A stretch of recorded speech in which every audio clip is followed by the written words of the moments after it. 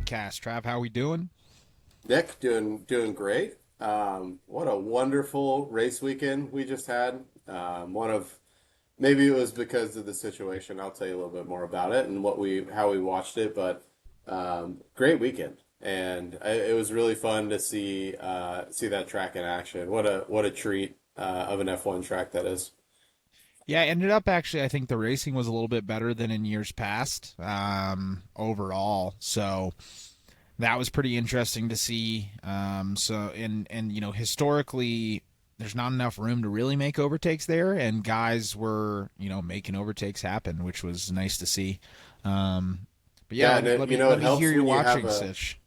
well, it helps when you have a midfield car get a great start and stay ahead of the front runners for the entire race and win.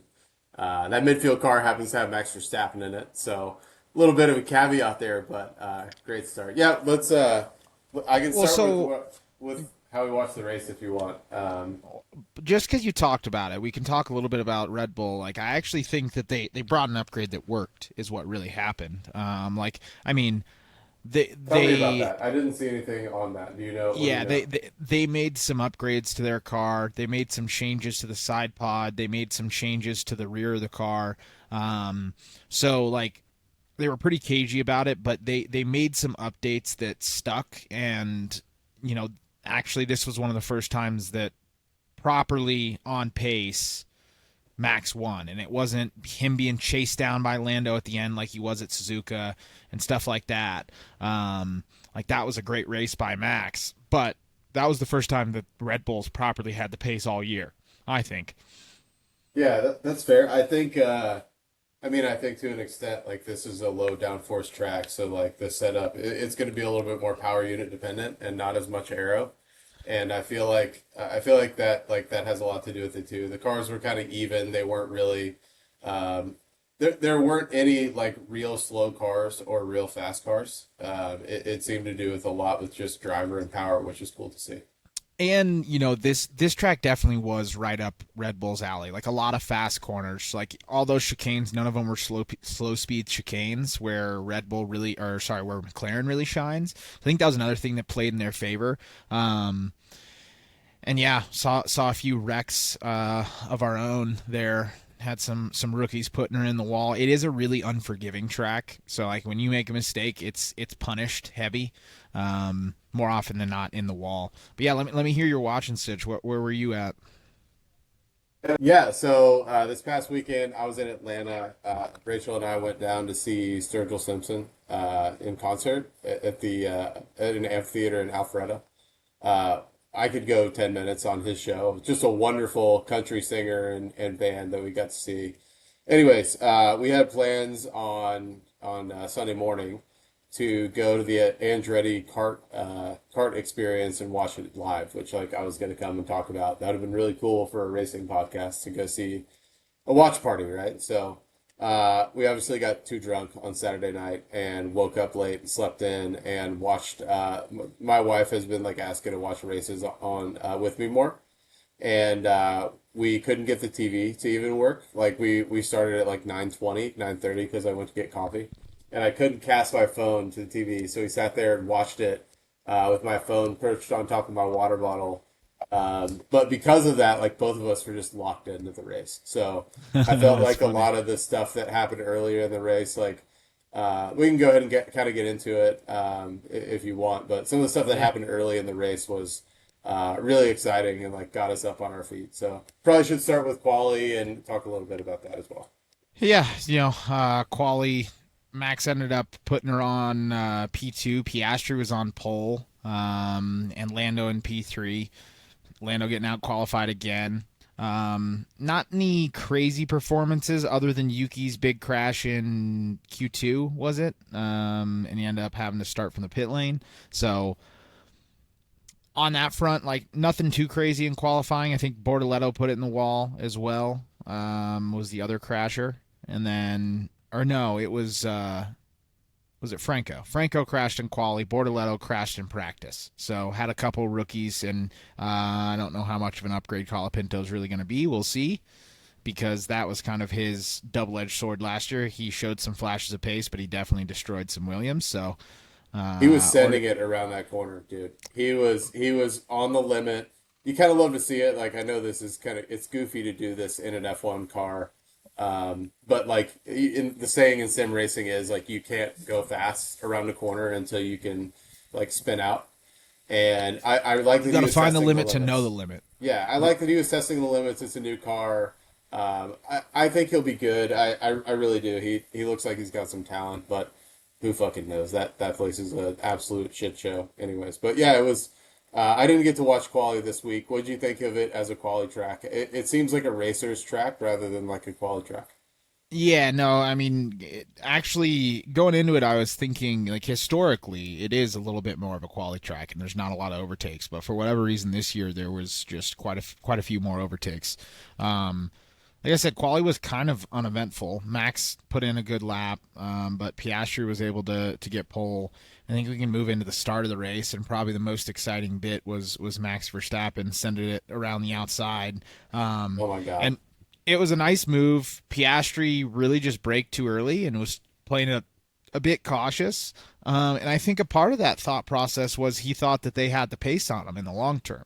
And this was like I said, the first race that they didn't because, even in the first stint where, and so essentially, yep, pulling up some picks. Max sends it around the outside. I think Piastri was just a little bit too cautious into that corner, and Oh, and then that ended up screwing braking right there. himself. Yeah, and That Max that's of one of course those squeezed him moments. wide. That's one of those moments like what I was talking about at the beginning of the race. Like I love when like watching sports with somebody, especially when they're your wife, but like watching sports with somebody and they're like they get excited and she like when he pulled that off, like both of us at the same time went oh and like stood up and I mean what a move from Max. Like we talked about this exact same scenario with Lando last week Yeah, where if Max is going into a corner, you have to know that he is going to take that corner. And I know that like I don't put any negativity towards Oscar for that move. I thought Max played it really well, and Oscar was smart and gave him space and didn't put himself in a position to be out of the race, which is what you have to do to win championships. So like, yes, he got second, but I was really stoked to see like that exact same scenario that Lando seems to not do really well on, and we'll talk more about Lando because he had a great race, I think. mm-hmm. But Yeah, he saw Shin. but he did. But love seeing Oscar like be cautious in that moment and let Max do his thing. Now, as the season, if Red Bull continues to look good, I'm not sure how much more that's going to happen. But just wanted to give that as a shout out to. I think it was last episode that we talked about this exact scenario. Yeah, homie knows how to send it and find the exact limit. And the thing is, too, is he's a 1,000,000% still in it. He's 22 points off of Oscar. He's 9 points off of Lando. So those three guys are really in it. With a George being kind of the one long shot. I think left because Mercedes has shown some flashes of pace, but then the Ferrari guys following him up. We know that Ferrari does not have a chance to challenge for a championship this year. So, you know, still at this point, realistically, three drivers probably, maybe on an offshoot, four drivers in the championship. I don't think you could ask for four better drivers other than. It'd be nice to see someone other than Max in it, but gotta give respect where respect's Oh, due. you got to give the guys due. I like the call on George though. George is kind of like he's probably not going to be in the final project, but he's going to make the outline, and we're going to talk about him a little bit. And he may like he's kind of slacking off in the corner, like he just focused on sports. All the nerds are doing the project for him, and but you never know. He might surprise you on presentation day and just knock it out of the park. 100%. Um, but yeah, so leading into that first stint, um, that's where Oscar's race fell apart. He pitted just a little bit too early before the VSC came out, and it just screwed him. And he just Yeah. wasn't quite able to get his way, all the way back up there. But um, Not only that, Bernie was talking about later in the race. Shout out Bernie Collins, just love every time she's on the broadcast. But a lot of the drivers were talking about how like they were really really struggling on mediums to start the race, and then all of a sudden the mediums kind of came back after that. Like I think she said like they started feeling really bad around 12 to 15, and then after 15, which was late in the window for what they thought was going to be, they started getting better, and drivers were able to push them to like 21, 22, and that really like that was the VSC was tough, but like Oscar's race was ruined just because they didn't have enough data to know like yeah this tire is going to come back, or they made the wrong And call. I don't really and, know and how and we say granular they ruined, could get. he still ends up on the podium, right? You know what I mean? It Yeah, wasn't that ruined, but that's where Lando passed him, and then he wasn't really able to ever challenge Lando. It really actually seemed like um, most weekends thus far in the McLaren team, there's been one guy that's been really had the pace. Like Lando hasn't really had it. Arguably, like Oscar's been kind of walking him, but this one it was like just purely by race pace, they were both super super equal. Um, and that was the thing too is in that second stint, Lando had a chance to go and track down Max, and unlike in previous races, he was unable to do so. That gap was stuck where it was, and it was a pretty easy win for Max. Um, yeah. Another person I want to shout out that got hit with that first VSC is Charles Leclerc. yep, yep, he That got was tough. screwed as well. He was probably the other person that got hurt as bad as Oscar. Lewis finished above him for the first time all season, and One of the uh, guy, well, the guy that caused the VSC, like later in the race, got to feel bad for Kimmy because he was yeah, running well, and they said that it was a throttle pedal issue, so that started just continued getting worse and worse, and the car got to a point where it went into a safety shutoff. So unfortunate there because he was performing well this weekend and in front of his hometown. Sad to see a guy go out like that, but at least he didn't put it in the wall. I think yeah. that's a better way to go out than crashing out. So, still a rookie, a lot of way to go, but continues to impress weekend over weekend. Yeah, man. Yeah, it was a great race. We can talk Lando now if you want. I think Lando had some big stones moves this weekend. Wasn't fussing about. You know what I mean? He would He see the listened. He opportunity. listened to me yelling at him a couple weeks ago that He he just did. needs to He heard nut up you. and send it because and then that's what I just wanted to see. You got it. He's got it in him, but for whatever reason, the same way that Max races him differently, it feels like Lando kind of goes docile a little bit and doesn't. He's not unwilling to race as hard because I think he's worried Max is going to wreck him. Right, where Yeah. he has more confidence to be able to make those moves on other drivers in the field that he knows are just truly cleaner racers.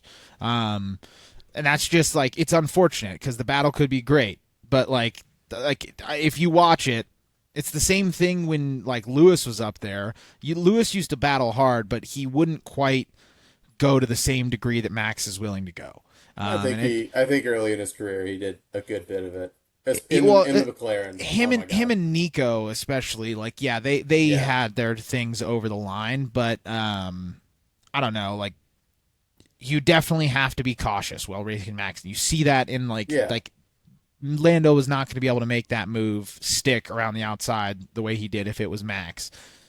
I Because think he he wouldn't have the would. confidence to do it, though. I think he That's the wouldn't have thing. had the confidence to do it because he's worried about getting shoved off track, and then he ends up 3 places back. Like he's learned that lesson enough times that it is what it is. But good race from my dude. P2 got a few points on Oscar, but like I mean I stand by like Lando's my guy, but I am a McLaren fan, and so I'm always pulling for Oscar as well.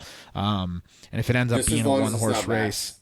yeah, just as long as it's not Max. Dude, I love hearing you. I love hearing you talk about Max, calling him a dirty racer. I know we had a long conversation about that a couple podcasts ago, and we'll never agree. But it does always crack me up. Like I see it so differently. Like I see it as like he's the alpha, and like he puts his car where he wants to, and makes people drive around him. I think that's an incredible skill. But you know, we could talk about that forever. But the look you gave when you talked about it just cracked me up. For those of you not watching video, um, a couple things about Lando's overtakes too that I think he can take into the battle with Max is I thought they were a lot more decisive. He was he made the moves that he needed to make late, and he made the early moves storming down the straights and got in front of the cars when he needed to as well. And there's I forget which overtake it was, Nick, but there was a time that he tried to go for it and saw early that it wasn't there, backed out of it and then got a better exit and set himself up for next lap. And like that kind of stuff, like I feel like Lando can make. I feel like he can stick his nose in it. That's the kind of stuff I worry about. Is when he like does he know when to send it? And I feel like he made some really good decisions this weekend. So hopefully he keeps it up. It was good to see him a little bit back on form, and I know he got lucky, but was good to see him back looking good. Yeah, and we didn't talk about in the quali side. Ferrari had an absolutely miserable qualifying. Ended up, all things considered, finished pretty well in the race. Both got kind of Yeah, lucky with the VSC, but hey, at the end of the day, like they pulled it off. They were able to figure out a car that had significantly better pace in race trim than it did in quali trim. And then, the other call out is Williams because Albon had I think if Albon doesn't get shoved off track by Leclerc, which I thought was marginal, like it could have gone either way, they took the safe route of giving the position and he would have gotten by Leclerc anyways. But that slowed him down enough that I think allowed Lewis by. But there was a chance that a Williams beat both Ferraris this weekend. I think yeah. like probably should have. He And had a great race too, Signs, man. yeah, He looked really good. Like that battle with Leclerc was great. Really fun to watch them go back and forth. Really fun to watch like that whole from fourth down to signs. Like that was a really fun midfield battle. A lot of position swaps, a lot of kind of crazy strategy mix-ups, and that's where a lot of uh, moves were made too, like what you're yeah, alluding to, and it's just like you don't normally see that in Imola, and there was a lot of proper on track moves. correct. Yeah, a little tire deltas. I feel like this track in particular, like you have to get really good exits and like you can pick your spots and you can over defend on this track because of how fast it is into kind of high speed and hard braking corners and yeah, it's just fun to see that kind of racing and what a good weekend. We should probably shout out a couple other people on the bottom. Esteban Ocon, guy is having a bad year, like really bad, getting his ass kicked by Ollie Behrman right now for sure. And this Um, time, at least, wasn't his fault. It was just a power unit failure. But in weeks leading up to this, it's been he's just behind on pace, which is not like he's a known quantity. Which tip your cap to Ollie because he's definitely doing a good job. Um, but yeah, that was probably the worst power unit failure of the season so far. Like that was a full conk out, and we haven't really had many of those. yeah, for Can't sure. think of any others. Got to shout out Lance Stroll and his wonderful teammate Fernando Alonso starting in the top 10 and finishing outside. They're a joke. I don't know how they were fast in qualifying. I honestly don't even want to talk about them, but more to They're just another point team out that that brought an upgrade. So yeah, they just got a new wind tunnel. They've been doing a lot of investment with the team. Um, I think that ultimately they're really putting all their eggs. Like they're not even let Adrian Newey touch the 25 car, but this is the first time that they've brought an upgrade that actually got him some pace. In like since what feels like 2022, like since they came out of the blocks hot in these regs, they have not provided an update that has actually worked. This was the first time that they actually did find some pace in the car, but I think it shows it's a new upgrade. They don't know how to maximize it, and they weren't able to quite get it in the window for solid race pace. I think with the investment there and stuff like that, like my hopes have not gone away. There, they've just I don't like they've dropped some really cool videos on their factory that they've produced, and they probably have one of the nicest, if not the nicest, facility in all of F1. And they also have the right people in the seats of very senior team members from other teams, whether it be Ferrari, Mercedes, McLaren, but then obviously big man up top of Adrian Newey. So I think they're gonna be one to watch in my eyes, 100% over the next set of regulations. I I I don't know. I think it'd be interesting, but like I just don't think if they never move on from Lance Stroll, then they're never going to be a serious team. Like straight up, it's just No, not. I'm with you there. I'm with Yeah, you there. they And the haven't thing like is and too is maybe Alonso could come back, but I don't think that even if they had the best car, that he's he is capable of winning a championship anymore. Is that a hot take? I don't know. No, I don't think that's a hot take. I mean, the dude's 43, 44 years old. Like, it is what it is. We've talked about it. He just doesn't this year's been the first time really where it's really started to show like, man, Fernando's starting to fall off a little bit. Like, Lance is closer than he ever has been. And I don't think we're sitting here saying it's because Lance has significantly improved. Right? So, the writing's on the wall there, and I agree with you. And that's where it's like they're investing so much money. There's so many other stakeholders in it. Yes, Lawrence Stroll is footing a good majority of the bill, but he got Adrian Newey in there, and at some point, Adrian's going to be like, "Hey, I'm providing you a race-winning car. Like, we need to get your bum of a son out of here." It's gonna come to a head at some point, and I hope it happens sooner rather than later. I don't know, man. I feel like Adrian Newey's kind of chilling and not really too concerned with how life is going at this point. We'll see. I think if I had to pick overrated or underrated going into the 26 ranks, I'd go overrated for Aston, I think. Uh, I don't know. Like, I think they're right where they should be. Don't bet against Adrian with Yeah, new regs. that's That fair. that's all. That's always like my look. Like, this dude has figured that out and able to build a competitive car and design a competitive car time and time and time again. So even if he's given 80% because he's on his victory lap cashing in a payday, that's better than a lot of other designers 100%, right? So it's just Yeah, I still do good think that. call. And now that too, the other thing is like they have the most advanced and best wind tunnel in all of F1, and it's in Adrian Newey's hands. And they're sucking this year, so they're gonna have that much more aero development time, which is what he needs to do his job next year. So I think the hype around them should be real. Maybe they'll prove me wrong. This kind of feels like the opposite, where it's like I was down big on Williams last year, and you and Mike were like, "Nah, they're on the come up," and then here they are. We'll see. We'll see if it ends up panning out. I think that's a good argument. Yeah, I think that's a fair point, and we will see. Couple of the We're, guys I we're wanted to totally aligned on the driver front, though. Get yeah, the get old out man of out here. of Let's there. be Get Lance serious. Stroll out of there. Like, yeah, Yeah, let's be serious. Let's put together a race team. We're paying a lot of money for this, guys. Let's get some return. yeah. Um, Couple of the guys I wanted to shout out as not like great races or anything, but more of like I'm proud of you, dog. Is Gasly had a move that he tried to send around the outside of turn two, I think, and didn't get there and backed out of it and kept his car on the track and only lost like two places. Thought that was like super impressive professional driving.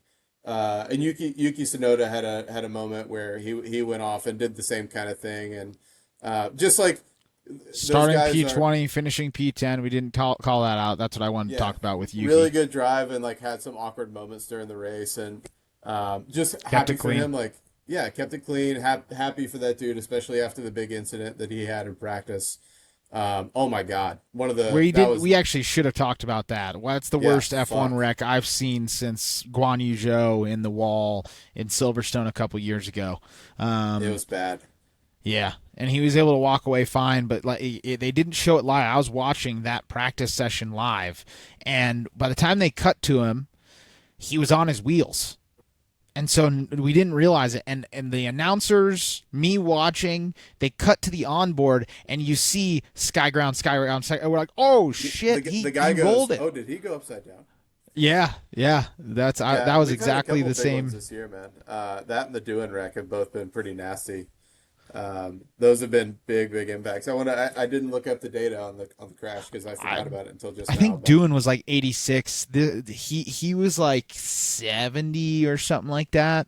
Doohan's crash was a higher speed incident, but yeah, Yuki was sending it, and he was really harsh on himself as well. And pretty much he's like, I was just an idiot for pushing too hard. yeah, I love it. Fuck the haters, Yuki. Keep doing your thing. I'm proud of you, Pierre Gasly. I'm proud of you. Keep doing your thing. You want to talk a little news? A couple things I'm burning on, Nick. The C6 got put into play this past weekend. Yeah, Nobody used it. If you're not familiar with what I'm referring to, Pirelli is introducing a new tire into F1. It's the new softest compound. It's a C6. They are the primary reason they started doing it and developing it is because of Monaco. I was Monaco about is to going to say it's be going to a be in play mandatory again two this stop week. race, and they're hoping that people will use it at Monaco as a part of like a short stint at the end of the race or something like that, beginning of the race maybe to get overtaking. I think it could be interesting. Nobody used it really this past weekend, but um, Actually, too, the mediums, which is the C5s, there was multiple people who set their best lap times on the C5 mediums in Q3, yeah, um, which I thought was really interesting. I think the Mercedes was one, um, and then I can't remember who else. There was a couple other guys, but like there was three or four different drivers that actually set their best time on the mediums. So that love that. shows you that even it's dying around a quali lap. It probably will be a little bit better suited for Monaco because there's a lot more lateral load at Imola than there is Monaco, so it'll probably perform a bit better. And I think there's a chance we see it in the race because Monaco's not a super high wear circuit because of what I was just explaining. Like it's tight, but it's so tight and lower speed that you're not asking as much of the tires as you are Silverstone, an Imola, like a higher speed track. That's a good call. It's funny. Pirelli is finally feels like they're finally getting the tires right. Like the medium was awesome. Drivers were able to push all weekend at Imola, and then they have to go and develop smaller tires for the new cars that are coming up. And it's crazy that like you know, I, this is just a general regs thing, but I feel like the regs should change every 10 years or like do a half change because it does take some time to figure out car concepts and like we don't always get to see cars coming alive like they did last weekend a lot in F1. It would just be cool to see it more. Yeah, I think that's a fair point. Couple other things I was looking at. F1 and Disney are doing a collab. Get the fuck out of here. What are we doing? Don't we have enough money, Nick? I mean, hey, I'm all for getting more kids into the sport. Like, I mean, you saw the NFL do it as well. The NFL has done like Nickelodeon slime streams and stuff like that. Like, I'm all for it because getting kids in the sport is just going to be good for the sport.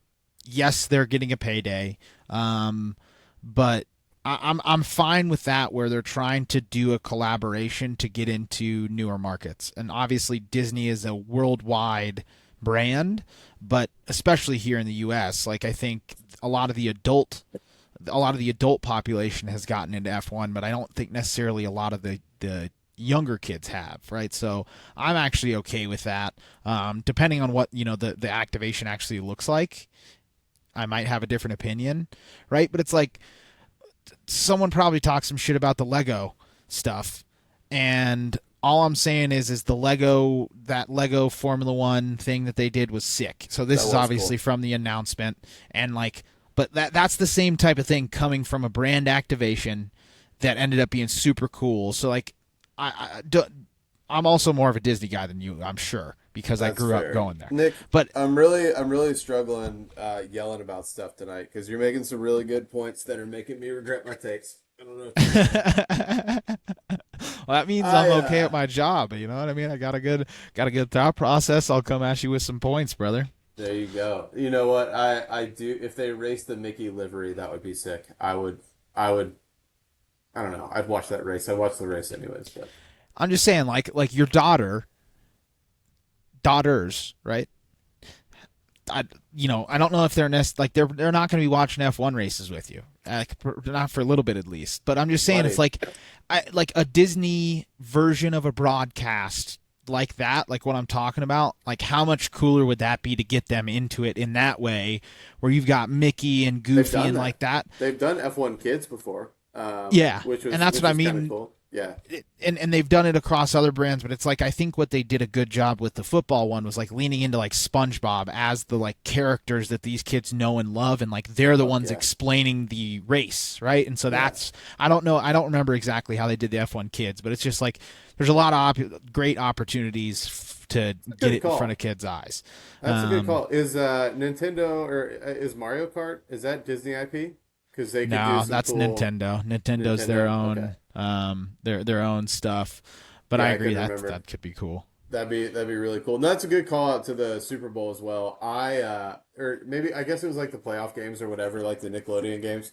I watch those like every time. I think they're hilarious. Like I love it. The kids love it, and I turned it on with like my father-in-law because I wanted to watch it, and Rachel was like, "Oh, me too," and he was like, "What the fuck are we doing?" He's like, "Go back to the football game." Um, all right, so I Uh, think that about wraps up the race weekend. I know we have some other stuff we want to talk about. Nick, you got anything else on the race before we do? um, no, just previewing Monaco. If anybody has a sim rig and does any driving, hooking up a lap at Monaco is so satisfying.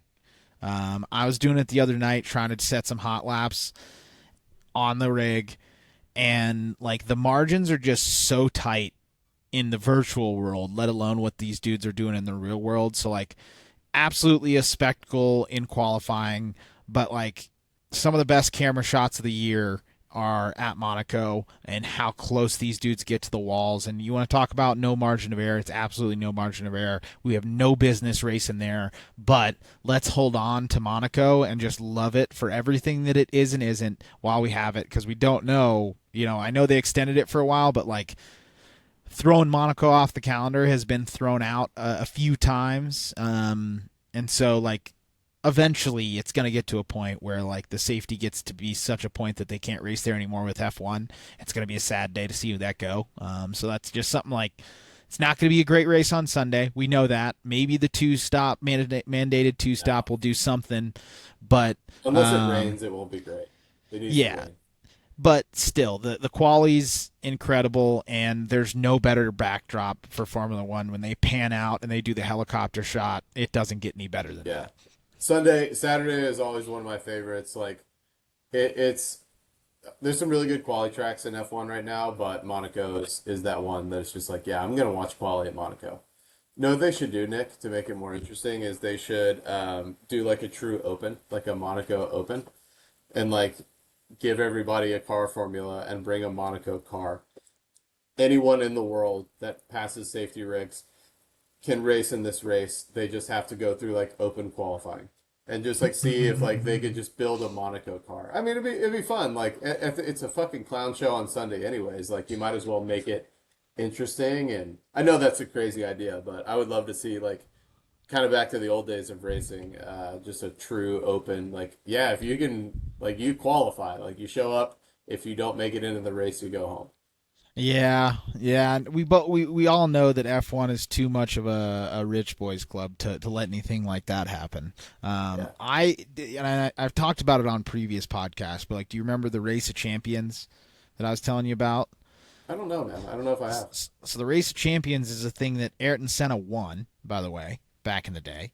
But they essentially threw everybody in these BMWs. I think they were. Let me look it up. I know they were white cars. I gotta remember.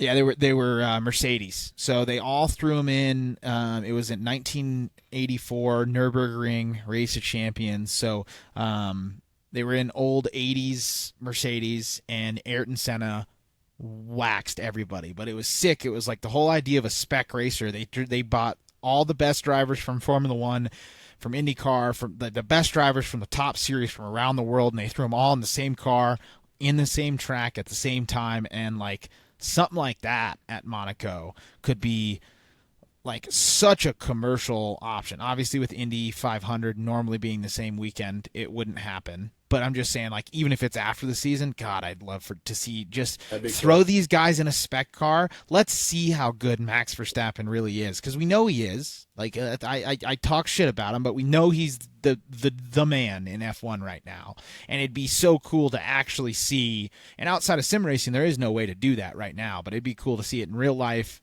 Throw Max these would dudes in the same dust car. everybody. He would dust everybody. I agree with you. There'd be a couple guys that I think have a chance to be close. But In touring yeah, if cars?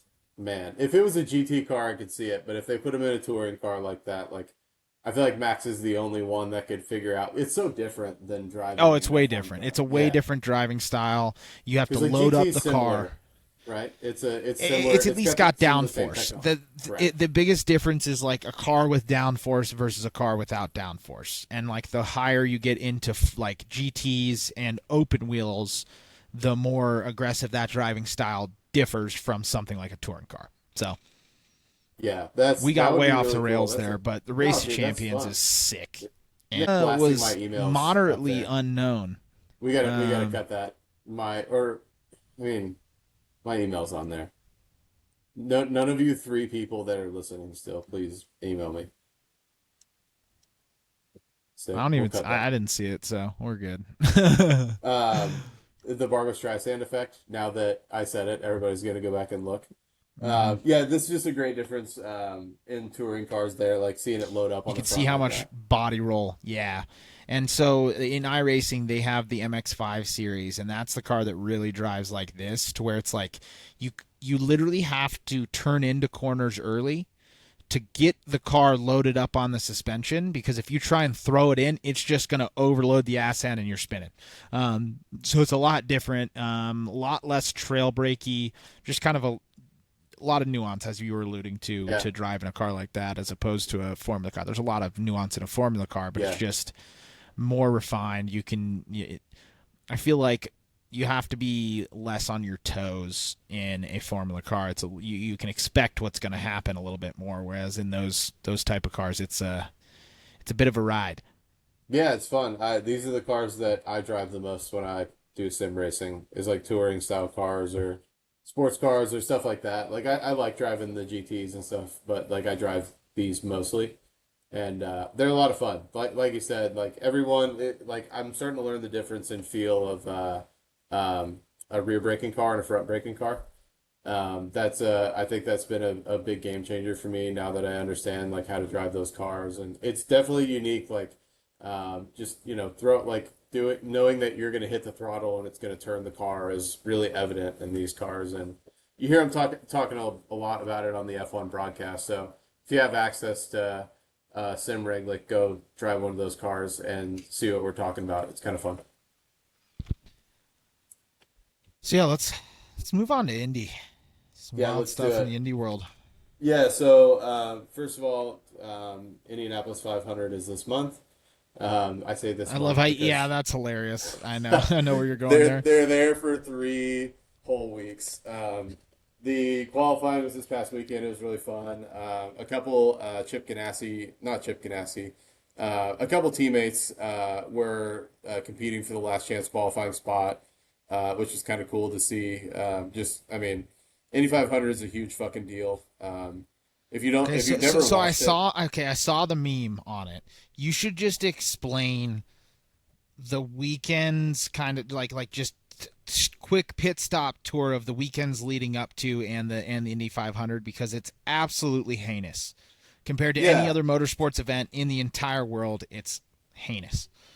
To before I do that, just to defend that a little bit, Fair. this is truly like the I think this is the pinnacle of racing. Like I've said this before last year, I think, but like this is my favorite race of any series, period, and it's not really close. They go 200 and fucking 30 miles an hour, full throttle the entire time on a drafting track in like these tiny little silver missiles that are it's like from a viewer's perspective and just an aesthetic perspective, like seeing an Indy car take the outside line around a corner at Indianapolis is absolutely breathtaking, and like there's nothing else like it in racing. With that, what comes with that is that it takes a lot of practice to learn how to drive like that, and so the week is, I think, appropriate. So they have starting 2 weeks ago. So today's the 20th. It started around May 1st, I think. They have like an open track week where teams will come qualify. There's like a pre-qualifier to the Indy 500 where guys are even getting a chance to go through qualifying, like an actual qualifying. And then they have like a long practice week. And then the following week is basically an entire another practice week They with also do the pit guys. stop competition that Do first the pit weekend too, stop right? competition. Yep, pit stop competitions that first weekend. Always a big deal. The crews love that. I think It's that's a cool. Like that's just Yeah, kind of man. like a fun little like I know they kind of do that in F1 because they keep track of the times, but the fact that there is like a specific competition that the crews can go in, like I just think that's cool. That's Yeah, fun. for sure. It's a lot. It's a lot of fun, and and then the qualifying week they do Fast Friday, which I still don't know what the fuck it is. I watch it. I just don't know because it's super complicated. They do qualifying on Saturday, so they do basically a qualifying in positional order. There is Based a on practice fast times. based on practice times. Yeah. Okay. But no, so they qualify from slowest to fastest. They get 4 laps and they have to get their average speed. Between those 4 laps is their qualifying number, which I think is super cool, especially there. Like it's all about speed. Let's see it. Um, so the other part of that is when they start qualifying, everybody qualifies. The Also, last pause. six, How long is the first qualifying session? like 3 hours. I think it's like 8 hours. It might be. Yeah. I think it's like 8 hours, which is also just insane. So Yeah. that's just another weird thing where it's like I was watching, I was like, "You kidding me? There's eight, like there's 10 guys that have gone, and you're telling me there's 7 hours of practice left? Like what? Yeah, Or sorry, quali. it's a bit too much. Like I understand why the drivers need the practice, but as a viewer it is challenging to follow. For something that like I really want to follow. Like race day, you turn on the TV, the race is on. Yes, Quali is like on Saturday, qualifying is like 8 hours because they do a full qualifying first. They have an hour of guys trying to get into the fast 12, which is like to try to get like they actually fight for pole position. We have an hour of last chance qualifying, or like 2 hours of last chance qualifying, where 4 of 6 people make it in, and then they have that fast fighting for pole competition, which is which that crazy. happened on Sunday because qualifying was like a weekend, right? So Yeah, they did the cut down to 32, and then they did the fast 12, and then the fast 12 and the fast 6 is what was on Sunday or whatever the hell they yep, call it. I that's don't know. right. That's right. Yeah, But it's just like it's unbelievably complicated. I get it from the practice perspective, but it's like they need to figure out something that's a little bit more exciting to watch on the qualifying side because like watching one car on track, I get it.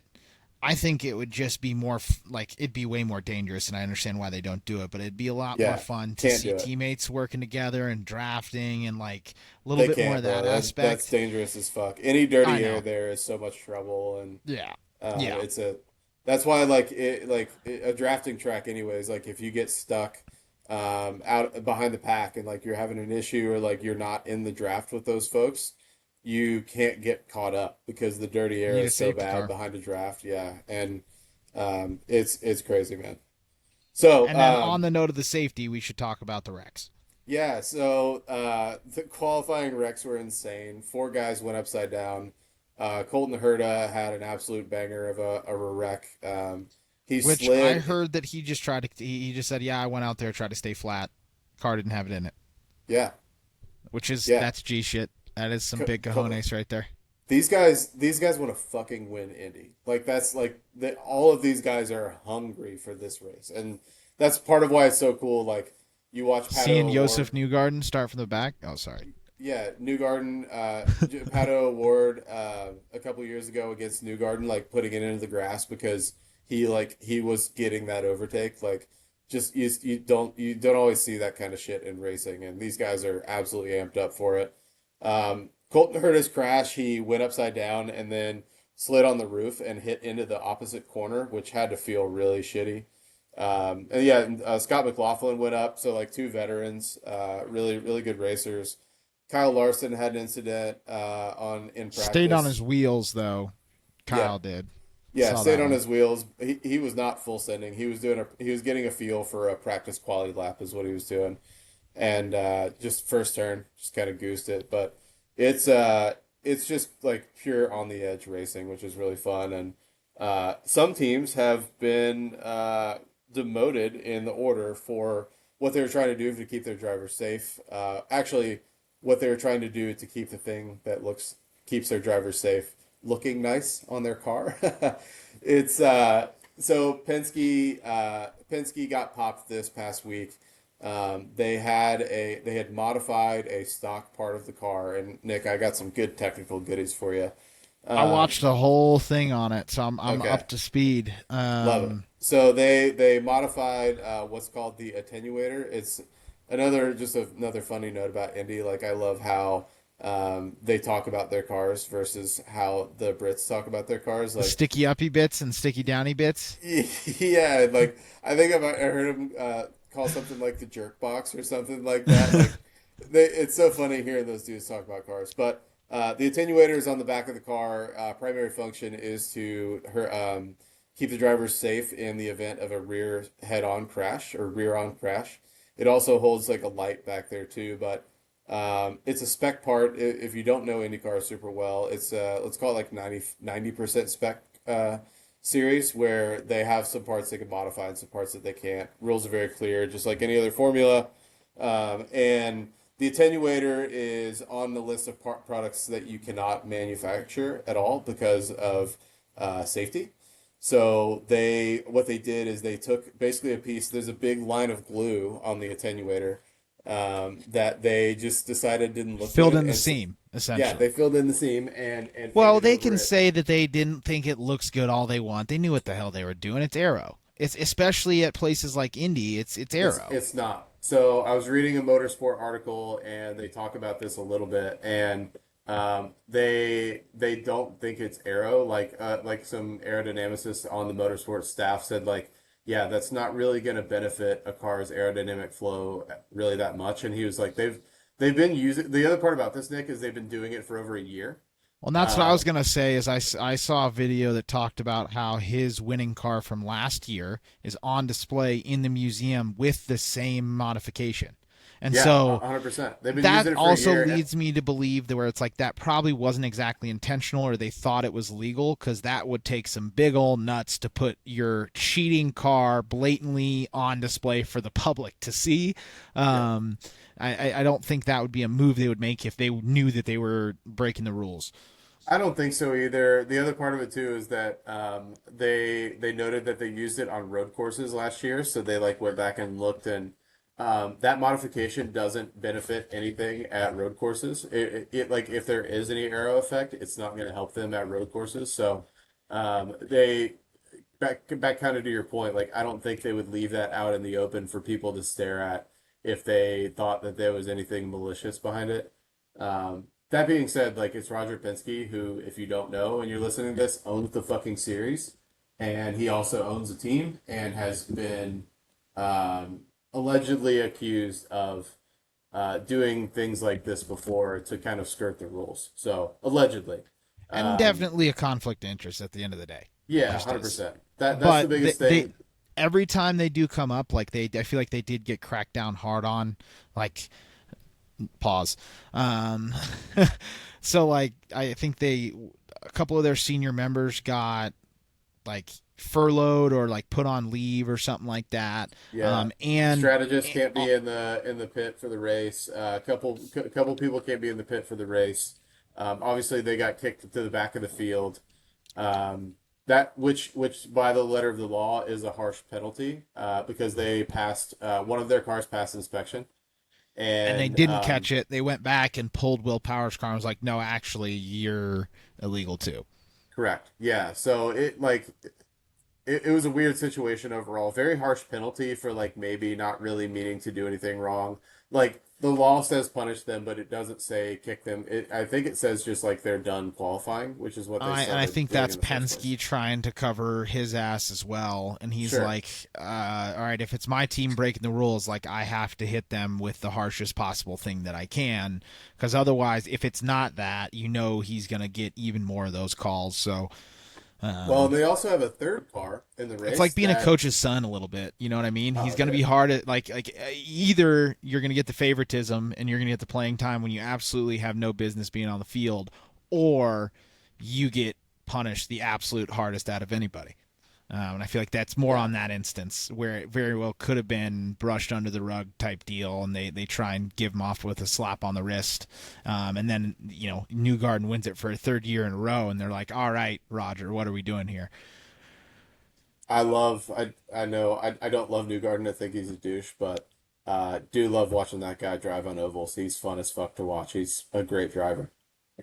Yeah, just because my team has a team over there, like I'm definitely pulling for Pato and McLaren. Oh, I am too. Also, That's my Christian guy. Lundgaard has been really impressive as well this year. So like they're who's their third driver because you can put three cars on the track. It is Nolan Siegel, I think. Yeah, and Is that right? he hasn't really done much this year. I don't know. Those are the two that I knew. I knew Lundgaard and I knew Ward, obviously, but I was just thinking I don't know who their third Nolan drivers. Siegel. Yeah. Yeah, and that's I watched the highlights, and that name hasn't popped up very often in the highlights.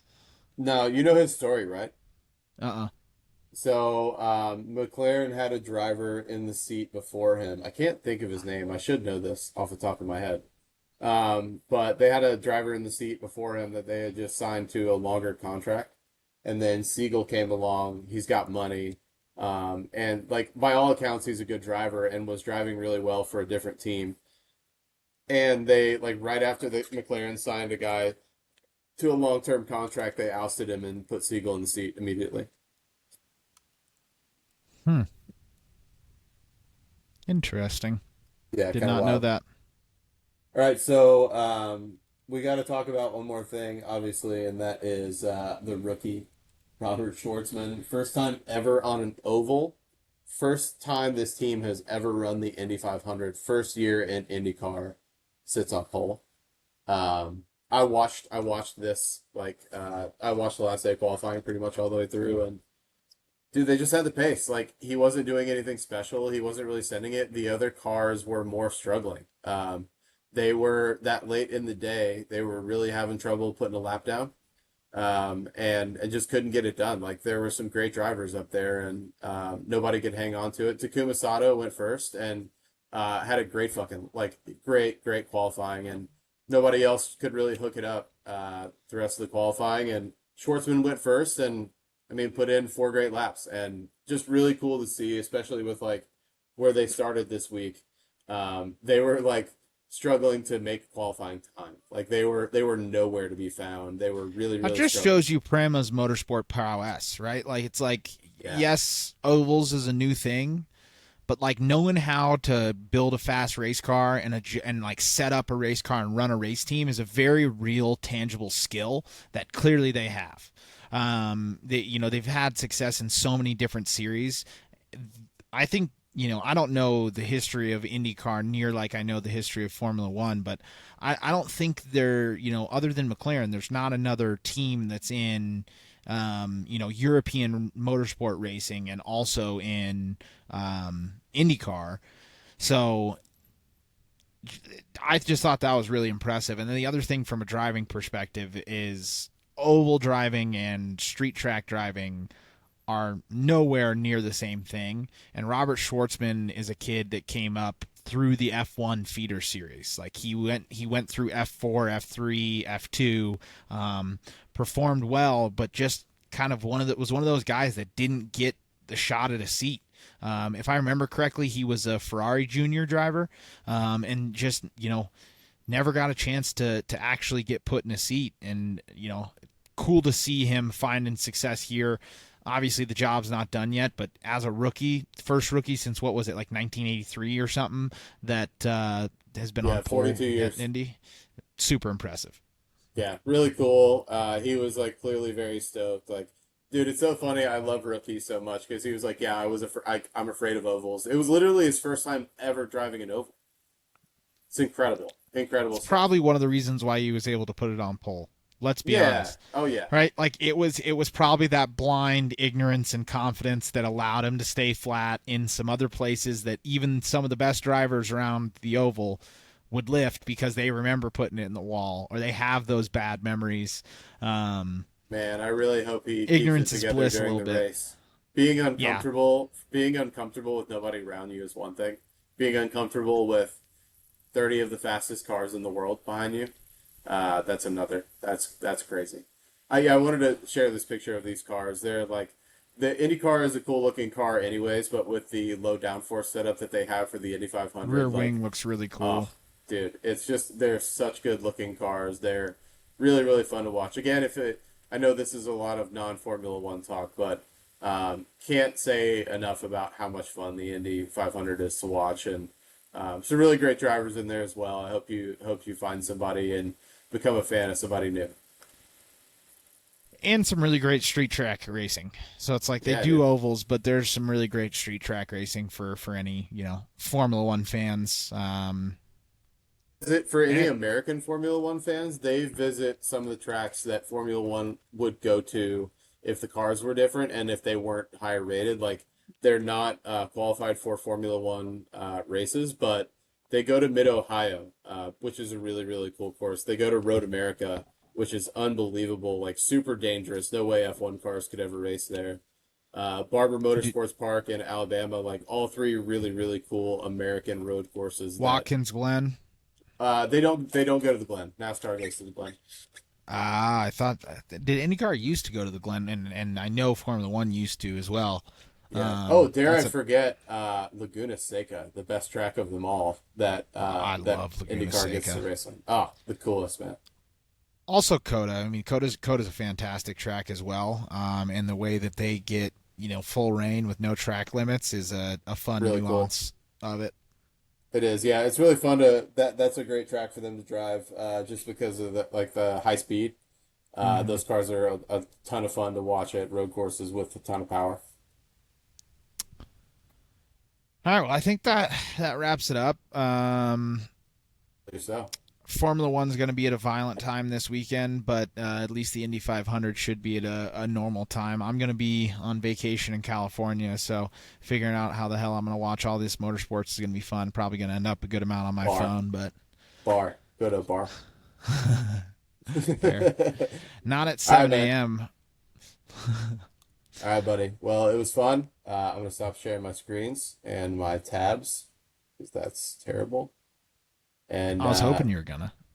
yeah, But no, appreciate you joining for another episode. We're gonna get Mike back in here slowly but surely, but got to give him time with the baby. sounds good, man. Yeah, Mike, hurry up, dude. Alrighty. Well, thanks for joining another lap or another episode of the Outlap podcast. Hell No yeah. cuts. Hell We yeah. No cuts. party on.